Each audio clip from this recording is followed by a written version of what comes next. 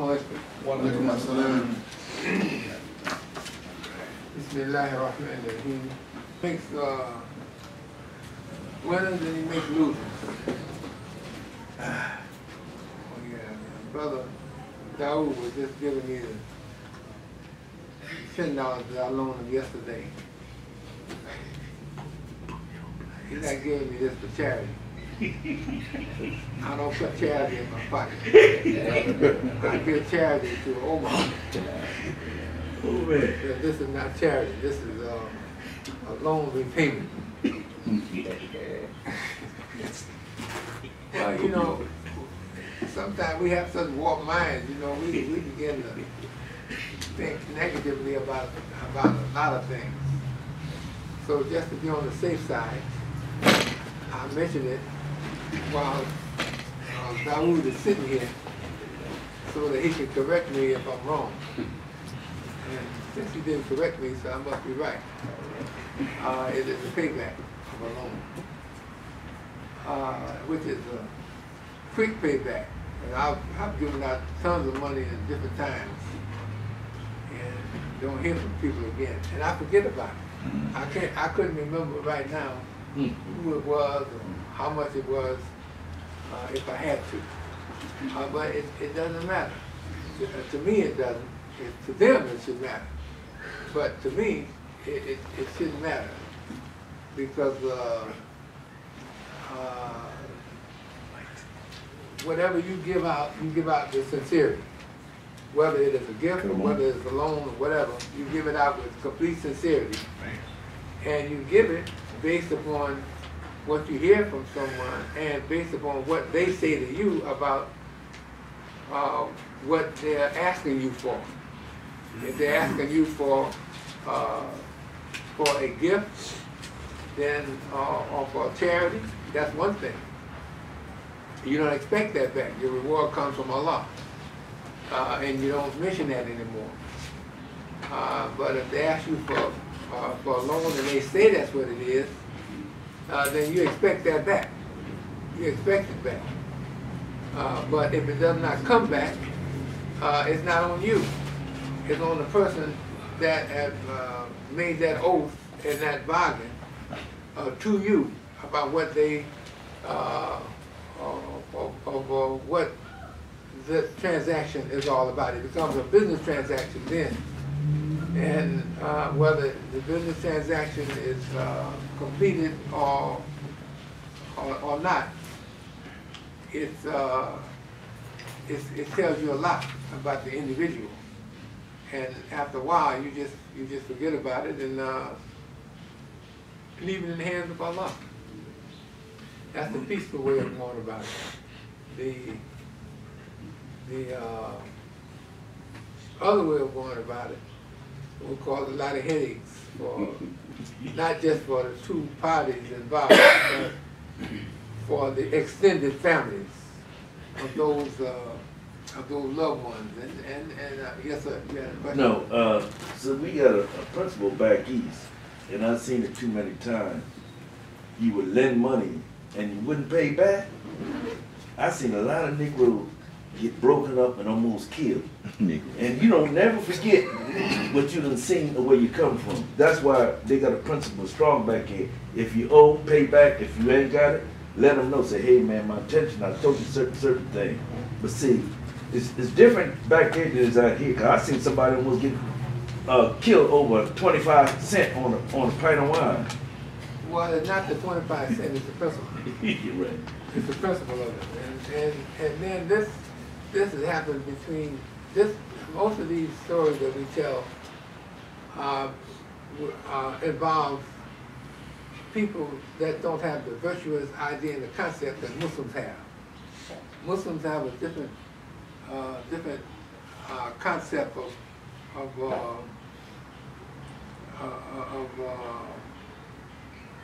how we react to negative things. And we don't act to negative things like most non-Muslims do. Non-Muslims will hurt you in situations like that. But Muslims don't take that don't go to that extreme. Muslims are more balanced than that. And they have great faith and trust of God to the point where they leave it in His hands. But the individual who have done these things, they should know that even though you may not make an issue out of it, it is something that rests with God, and God will, and all the issues we're told in the Quran goes back to God for settlement, and we just leave it up to God and go about our business. But God will bless us in one way or the other for anything that we lose, if it's deserving so, and it will always be charged to those who made an oath or made a bargain and did not keep it, That is on them if they don't keep it. It's not on you, but it's on them. But in the world out there, people will go to the other extremes over small amounts of money that it's not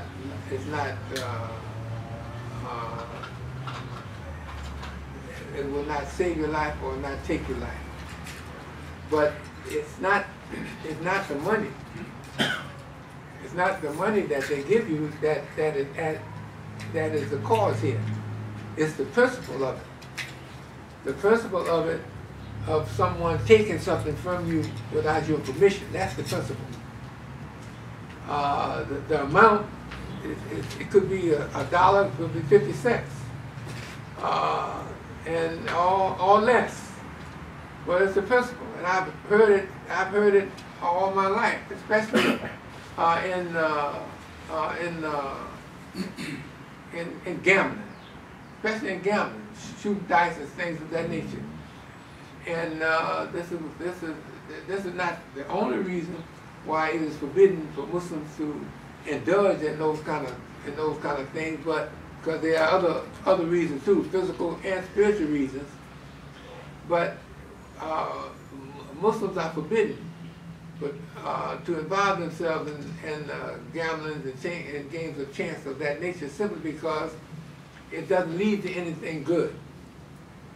It doesn't lead to anything good. I remember a situation that my father got involved in. He used to run a gambling house on the weekend, and he was the house man, because it was our house, but they was in the basement, and I used to go down there and look. I never participated, but I used to go down and look when I was a teenager, and the people be saying some awful things down there about what happened when you try to take their money. Because I heard my father snatch his money out of a guy's hand one time and told him, said, look, I'll give you some, but you ain't gonna take a so-and-so thing from me. That, if drinking is at hand, a lot of it's at hand, that is the reason for a fight to take place. And usually somebody gets hurt, and oftentimes somebody gets killed. And the thing about it is, it's not that the one that's gotten killed, the misery and the suffering that their family goes through. So the person that did the killing got the satisfaction of killing, instant satisfaction, but as things continue to unfold, he ends up in an institution himself. So he brings suffering on his family too for having such a short temper. But in Islam, we try to avoid certain issues like that or anything like that that would lead to a particular situation that will cause a argument or fight or disturbance between men or between brothers or between people of the same persuasion. That's why in Islam we don't participate in those things, because those things are dangerous to participate in, and dangerous to me and you, and also dangerous to the extended family. And just like we talked about the ripple of the stone being thrown in the water, that has a ripple effect too, a ripple effect upon the family that survives. on both sides. But see, in a lot of cultures in Islam, Muslim, a lot of cultures in Islam, and I say it that way because all Muslims don't practice the same culture. The Prophet didn't forbid us practicing whatever culture that we of the environment in which we live. He never forbid that. The only thing that we're forbidden to do is to practice those things if it's in our culture that are not right and does not conform to what is right and what's beneficial for the general society. Because we have to remember that Prophet Muhammad, praise and peace be upon him, was born in a society that had culture. They had culture. And a lot of the cultures of the early Arab society was accepted by Prophet Muhammad. And some people call it Sunnah now, but it wasn't Sunnah. It was just culture that was being practiced before Islam. So what made it Sunnah after the revelation? It was already being practiced. It's like eating with your hands. Eating with your hands is nothing new. All native people start out eating with their hands. What else are they going to eat with? They don't have forks and knives and things of that nature, so they eat with their hands.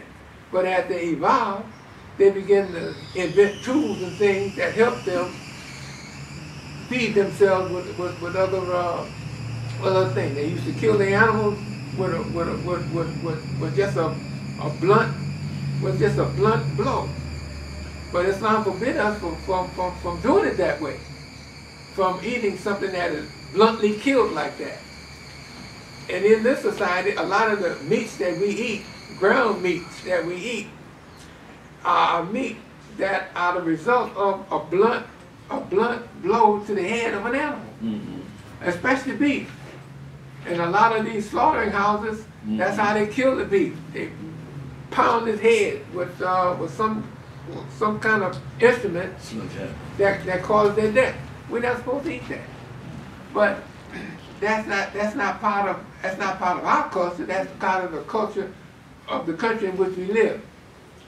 But and it is one that we forbid, or is one that we don't participate in once we come into Islam and find out that Allah has forbidden this type of food for us. We don't forbid other people that are not Muslims from doing these things. That's not right on our part, and it's not for making friends on our part either.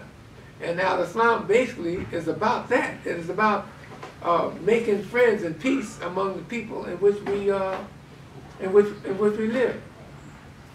Look, the Prophet, and our example is the Prophet. The Prophet received the revelation when he was 40 years old. And at that time, the Kaaba was full of idols. Full of idols. But the Prophet used to go to the Kaaba after the revelation and pray. He used to go there and stand in front of the Kaaba and pray. Yes, the Kaaba was full of idols. Well, he wasn't praying to the idols. He was praying to a ritual that was established during the time of Ibrahim, Prophet Ibrahim, prayers and peace be upon him, and his son, Prophet Ishmael. But he was praying. But he knew within himself that at some point in time, as his ministry evolved, that building is going to be rid of those things. So it wouldn't become a practice. So those things was eliminated. And the Muslims are still doing that. It's like before him, people used to march around there and make tawaf naked. Some of them. Naked. I mean, according to the history. Well, those things were not eliminated until the Prophet's mission was like maybe 15 or 16 years old, when he came back to Mecca with these 10,000 Muslims and made Hajj. he eliminated the idols and eliminated all the other practices, because even though it was part of their culture, of the surrounding tribes too, nevertheless, Islam forbid that. So the good things in the society, we learn how to keep. But the bad things in society, we learn how to forbid. Like the Imam Muhammad made a statement when he first became leader. He said that all of the things that the Honorable Elijah Muhammad taught, he said, if you know the Quran, he said all the things that he taught, if you can find it in the Quran, follow that. But if you cannot find it in the Quran, give it up. Now that's a simple statement. That's a very simple but powerful.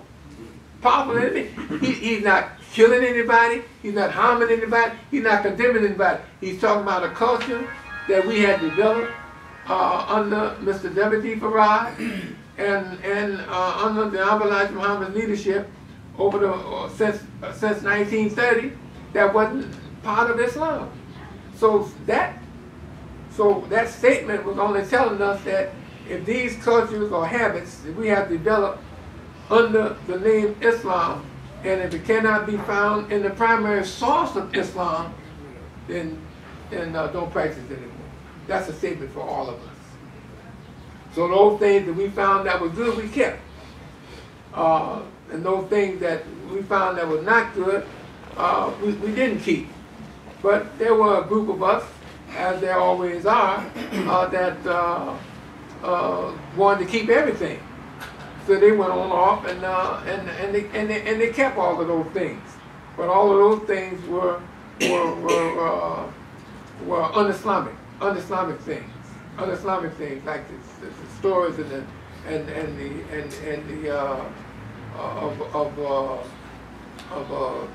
Yaqub and 76 trillion years ago and all of that, so far in the past that nobody really knows anyway. But those things were not Islamic according to the Quran. And Allah reveals the Quran, so Allah can't make mistakes. He cannot make mistakes. And he did not make any mistakes. And when he revealed the Quran, when he started revealing the Quran, the Prophet made sure that he had writers around him that would record the revelation once he had received it, so that the accuracy of it could be made from that beginning. For instance, Hudaybiyah, we know, was a treaty. Was the place where a treaty was signed between the Meccans and the Prophet and his followers, prayers and peace be upon him. Well, we also know that teaches us a lesson that we can have treaties with non-Muslim people.